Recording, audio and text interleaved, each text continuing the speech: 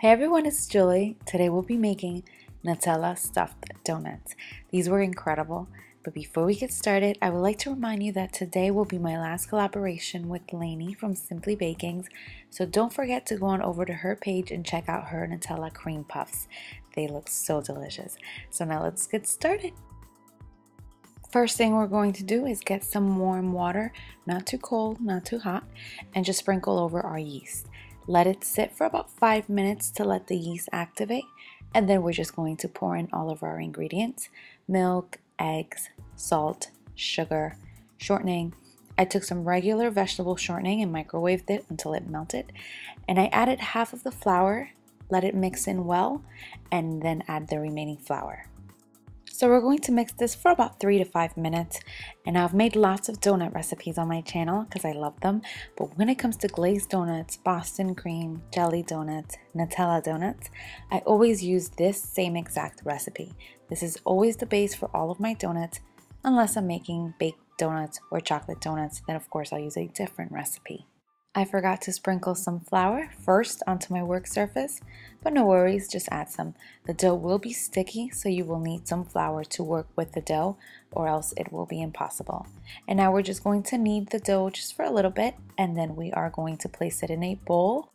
I greased the bowl with some vegetable oil. I also greased the top of the dough, and we're going to cover this with plastic wrap and leave it at room temperature for about 2 to 3 hours or until it doubles in size.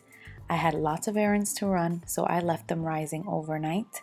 Mine kind of tripled in size, but that's okay. We're going to get started on rolling our dough out. Flour your work surface and your rolling pin, and now we are just going to roll the dough out about a 1/2 inch thick. I don't have a donut cutter, so I always like to use a mug. And if you've seen my other donut videos, you'll know that I also like to use the top of a soda bottle to make the holes in the center. But since we are going to be filling these with Nutella, we don't need the bottle caps. This recipe makes about 16 donuts. I also think that donuts are kind of expensive at local bakeries, and most places serve them cold. Making them at home is really inexpensive, but also, best part, you get to eat them warm. What's better than a warm donut and a cup of coffee? Nothing. We're going to cover these and let them rise for about 1 hour.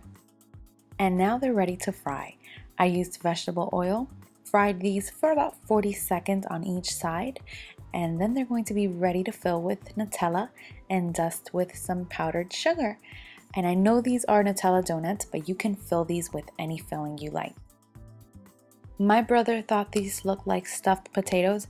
He definitely needs to get his eyes checked because these look like donuts to me. But I do have a stuffed potato video if you guys would like to check that out. I sifted some powdered sugar over these. These do need powdered sugar or at least a glaze because donuts don't really have a taste unless you coat them in something. It's all about texture.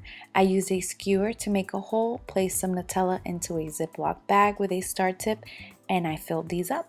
I thought these were incredible. One of the best donuts I've ever had.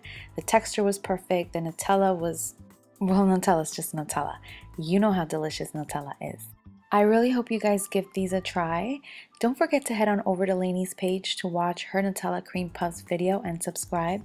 I hope you guys enjoyed this video. Thank you all so much for watching.